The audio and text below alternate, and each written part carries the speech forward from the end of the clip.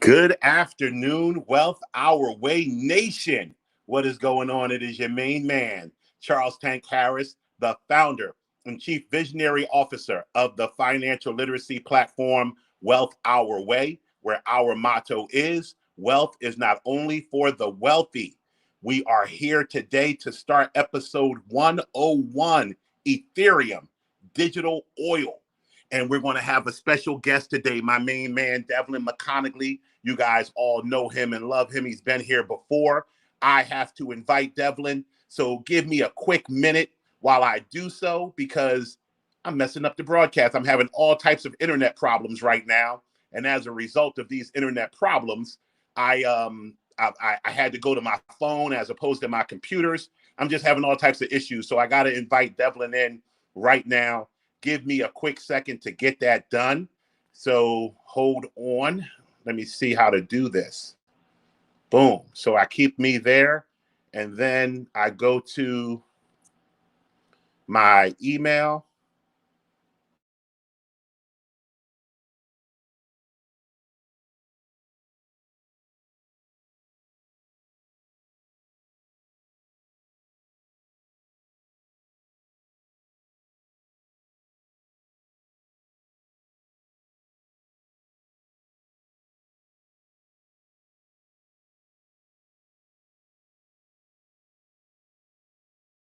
In the house. Love it, love it, love it. So before we get started on Ethereum being digital oil, and Devlin's going to bless us with a lot of great information when he comes, I want to talk to you about this inflation I've been telling you about. I was out to dinner last night.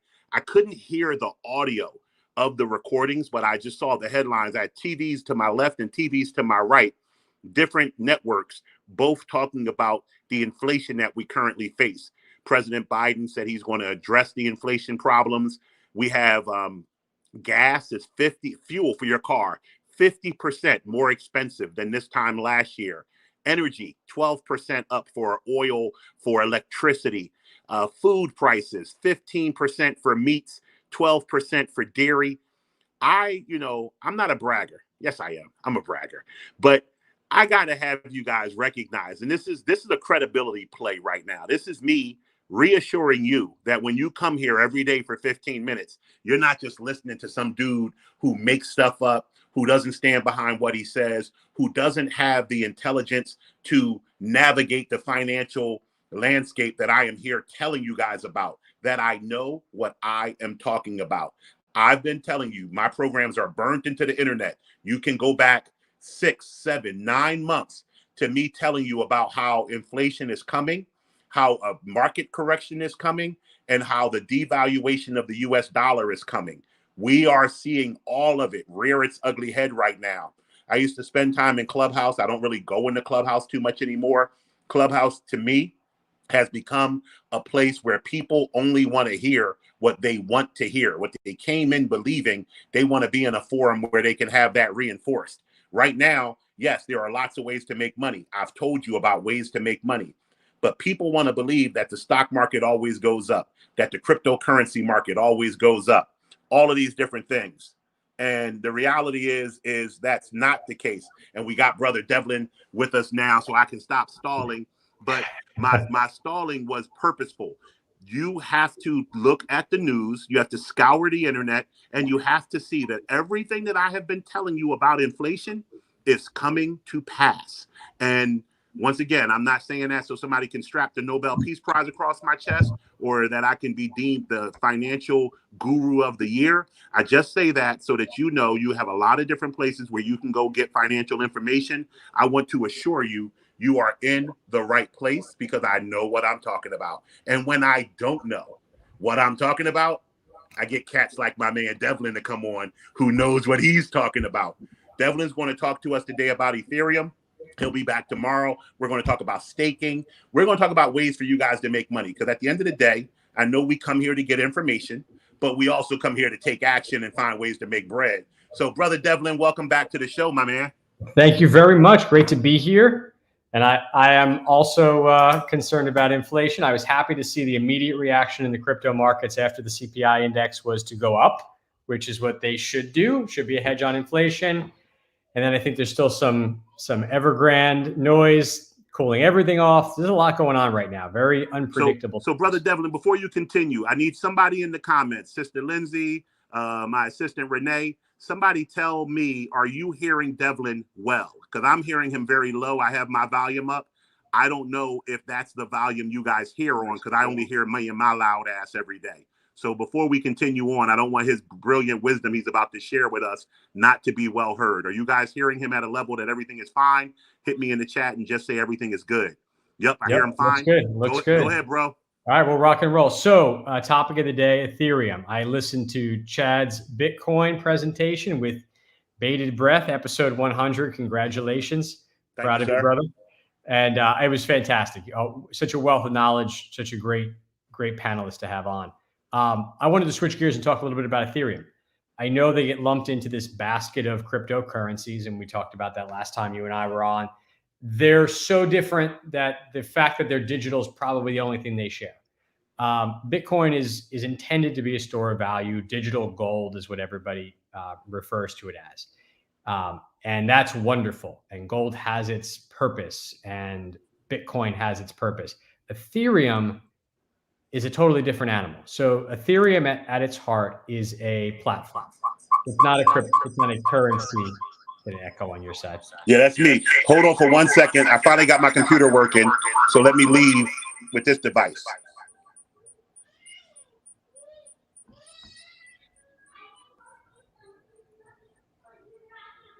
Give me 1 second, because you know I don't know what I'm doing.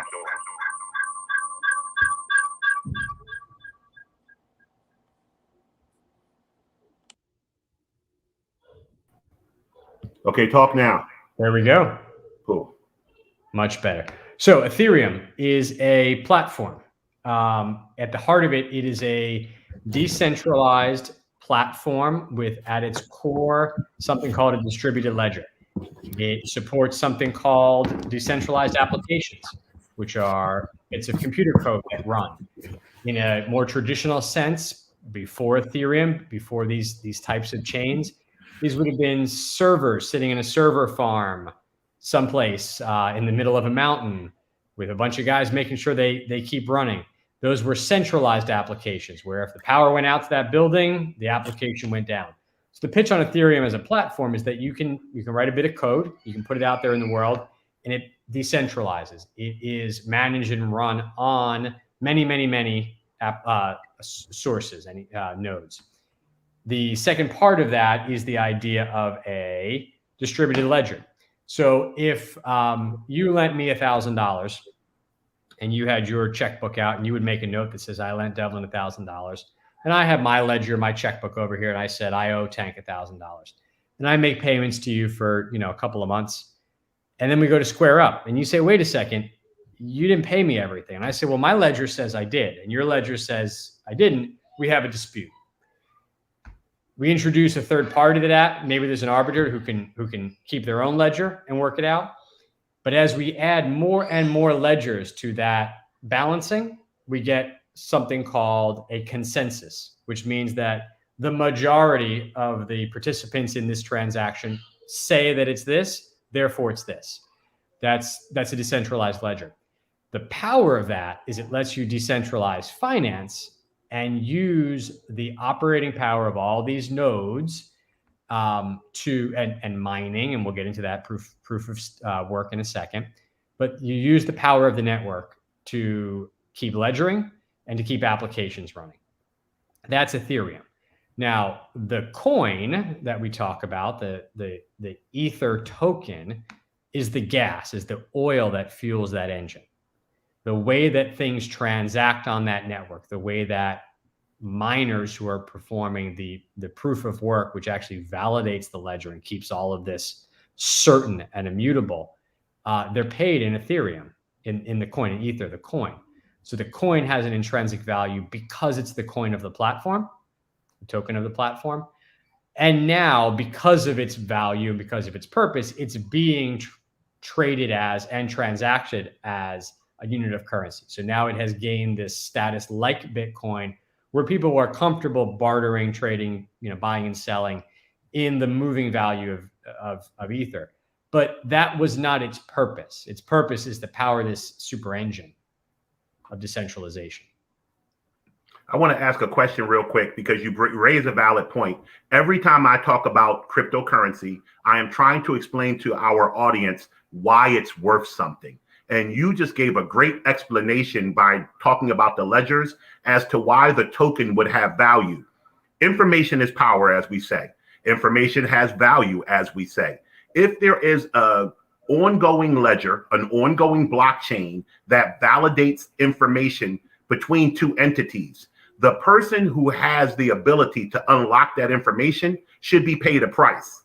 And that price is now traded in the token. And in this case, the token is Ethereum that we're talking about. So if I have this token and I want to give it to you, because you then, if you actually used it for its functionality, which is to go back to the blockchain and say that I can validate this, that this has been validated and this token proves it, that's where we're getting the value. Now, what people, where we kind of have a disconnect from a stock, and this is where, you know, my sweet spot, I know stocks and bonds very well. I tell people all the time when they're talking about the value of a stock, they're talking about the future earnings of the company that the stock represents. So you're willing to pay X number of dollars to own a portion of this company that's going to produce earnings in perpetuity. Right. People are having a hard time understanding how a token can have that same type of value going forward. Well, if this information, this blockchain is going to get longer and longer and longer, there's going to be more information on it. And if you have the keys that validate each point of that blockchain, then you could see where the value of that would go up and up and up. And you're a person who has a lot of knowledge about the different coins. The altcoins or the meme coins, they don't have as much valid functionality of a purposeful blockchain as Ethereum, as Chainlink, as Bitcoin. So the value of those are basically just baseball cards. It's collectibles. Hey, do you want the 1922 Pete Rose? I want the 1922 Pete Rose. I'd pay you $1,000 for it right now. Somebody else could say nonsense. I'll pay you $10,000 for it. And then that value becomes $10,000 because that's the price the last person was willing to pay for it. It doesn't have any connection to an actual tangible value. It's just beauty in the eye of the beholder.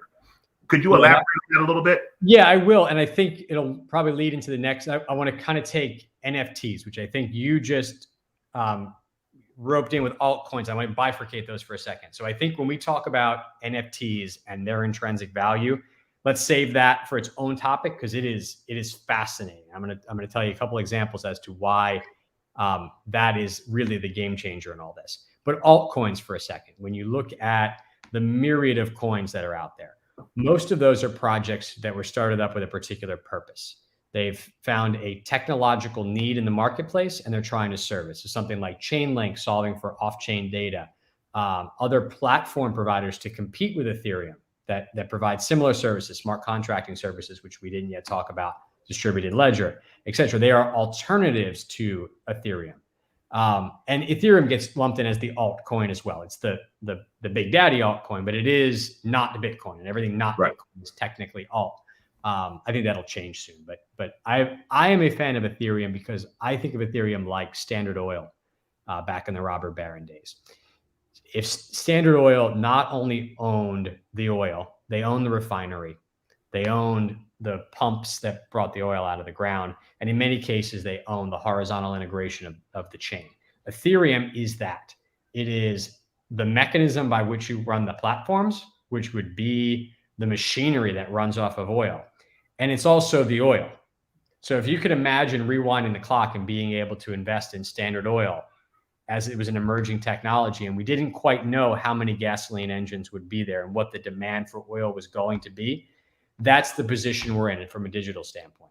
We are investing in digital oil when you invest in Ethereum. I love that analogy. And let me say, like I said yesterday with Chad, this topic is so deep diving. And I thank you, Devlin, for giving me your time. Devlin's big time. Like he's my friend and my brother. So he gives me his time, but Devlin makes a lot of money. And for us to have him here with his undivided attention, I love you. I thank you for that. We're going to go over today. So, 15 minutes, we're approaching that right now. We'll probably go 20 today. We'll be back tomorrow. So the same thing what we said about Chad, we're going to save any questions, but you guys know how to get me with questions. Put them in the chat. I'll get them answered. Let's go back to your analogy because I was telling this to Chad the other day before we got on the show. I had to unlearn a lot of what I know about finances over the last year, because I've been hearing for 24 years, when a new technology comes out or a new thing to invest in, this time it's different. This time it's different. And it's never been different. It's never proven to be different. This time, it's actually different. This time, some things are happening that have never happened. That's just the technological advances that we're seeing. And as a result, when I'm used to telling people, hey, the most risky investment we're going to do is the S&P 500 or the Russell 1000, so we can expect 10 to 12% return and blah, blah, blah. And now people are saying, dude, I'm getting 20% return, my yield farming my Ethereum coins. I'm like, well, you're going to go bankrupt trying that risky stuff. But the reality is that there's an intelligent way to do these things, and that makes it not so risky. When I talked about the other day that the risk-free rate has went to 7% with the new savings bond issue that came out, we're going to start looking at higher rates of return. There has never been a time to get wealthier than there is right now. Conversely, though, which is why we're seeing inflation rear its ugly head, do not get it twisted. If it's as easy for you to make $20 today as it was for you to make $1 5 years ago, prices are going to go up 3 times. You're not going to be 20 times more wealthy. The world's not going to let that happen, because it would cause an economic collapse. If there is always going to be some level of a haves and have-nots, some caste system. The opportunity that we're presenting to you now, the information we're giving you, is to let you decide whether you want to step out of your comfort zone and take the risk to put money into something that's not so proven right now. It's still relatively new, but to be in front of it, like Devlin's analogy said, would you go back and invest in Standard Oil? Of course you would. You see how that turned out. Can you believe and get behind the fact that this is the new Standard Oil? What I would say before I let Devlin, take us home, because he's who you came to see. For those of us in the greater Northeast right now, yesterday morning, and this is why I had to start this call on my phone, because my internet's still not acting right now. Comcast went out. Comcast went out for several hours. I woke up not knowing Comcast was out because I was cut off from the outside world. I couldn't see Facebook, Twitter. Nobody was telling me there was an outage. So I thought there was something wrong specifically in my home. I then started throwing circuit breakers and doing all types of crazy shit and broke my router. So now I'm working off my iPhone. With that being the case, think about how dependent we all are on technology right now. And think about which direction that's going to go. Are we going to become less dependent on technology or more dependent on technology? Are we going to have more opportunities like cryptocurrency and other things technology related, or are we going to have less? Are governments going to be more in control of our central finances, or are things going to become more decentralized? So these are the questions that we pose here at 15 Minutes of Finance. I'm sorry, Devlin. They came to hear you, not me. Keep talking, bro. No, you're spot on. I guess the cautionary tale is it is emerging technology. And while we are now quite a few years into crypto, the fear that everyone has is who's heavily invested is what we refer to as a black swan event. There are things that could happen. Data breaches, hacks, while rare and increasingly rare, regulation, especially in the US government space, China deciding again that they want to regulate for the 3rd time. There are things that can significantly derail the initiatives. And there is this idea that we're still trying to figure out how much these things are worth. So price discovery is the term that's used in the market, where Ethereum is finding its price. Is it worth 1/10 or less than 1/10 of Bitcoin? I don't know. Was it well priced at $1,700 a coin 3 months ago, or was it properly priced at $400 a coin a year ago, or is it underpriced at almost 5,000 now? No one knows, and we are still very much speculating. Right? There are applications that run on it. I'll get into it in our next talk about the difference between proof of stake and proof of work. It is very expensive right now to transact on Ethereum. It's the biggest problem with the network. So we are not smooth sailing. But that being said, and I'm sure you caution everybody, only invest what you can afford to lose. It is an emerging technology. It is the most exciting emerging technology that's out there. And we're at a unique time in our lives to be here and able to look at it before it becomes what it's going to be. And I agree with that. And that's why that's why we got the yin and yang. There used to be an MTV show called what was it called, Devlin, that we talked about saying ourselves, Robin Rich or Megan. Yeah. Yeah. And people always joke and say that's me and you. But the reality is we didn't prep. I spent 20 minutes before Chad and I came on yesterday talking to Chad. You just came on because I sent you the link, and we know we're so symbiotically attached. Brings me back to how I want to close today. Regardless of whether this is the next big thing or the already big thing that's going to get bigger, or if this is tulip mania from back in Holland and everything's going to go to zero one day, if you do what I'm telling you, you won't be harmed. That's just a real wrap. If you take your overall portfolio and you decide 5%, 3%, 9% of my money is getting dedicated to cryptocurrency. And then inside of cryptocurrency, you decide 30% is Bitcoin, 20% is Ethereum, 10% is this coin, 10% is this coin. Oh, those speculative meme coins that go up and down like crazy, I'll put 3% over there. If you do that, which is called creating an asset allocation, which any WOW Nation member knows that term, that's all I talk about. If you create that asset allocation and then you find a number in your budget that you can commit to your allocation, $10 every Friday, $50 every Friday, $1,000 every Friday. You know your budget better than I do. And then you do that religiously every Friday. That is called dollar cost averaging. I promise you that you will be less harmed than if you throw all your money in the day and things go to hell in a hand bucket. Because as things are going down, you are buying more of a declining asset. And one of two things are going to happen. It'll pop back up and you'll own so many of these coins, you're going to make good money. Me and Devlin did that on a coin that I will not name, but we bought it at a certain price. It went to hell in a hand bucket. We threw some bread in it. It went back up. Where are we going? Capitol Grill or Steak 40? We're going somewhere. So the reality is these things happen, but we have to do them intelligently. I have never been fired as a financial professional because somebody didn't make as much money as they thought they should have made. I've been lectured and yelled at because of it, but I've never been fired because of it. I have been fired because people lost more money than they thought they should have lost. So I teach people downside protection and how to make money. But me and Chad were talking about this yesterday with Mana. I didn't make as much money in Mana as I could have made, but I made money. Am I frustrated that I didn't make another 20 grand? I could have used that 20 grand. I could have paid people off with some stuff, but I'm not mad that I tripled my money in Mana. Could I have 6-tupled or 7-tupled had I stayed in? Yup. But I'll close on this. Everybody knows I used to be a professional card counter with blackjack. One day I was at a casino, and this is a true story. All my stories are true, but this one, true. I was at the Hard Rock in either Tampa or Fort Lauderdale. I don't remember.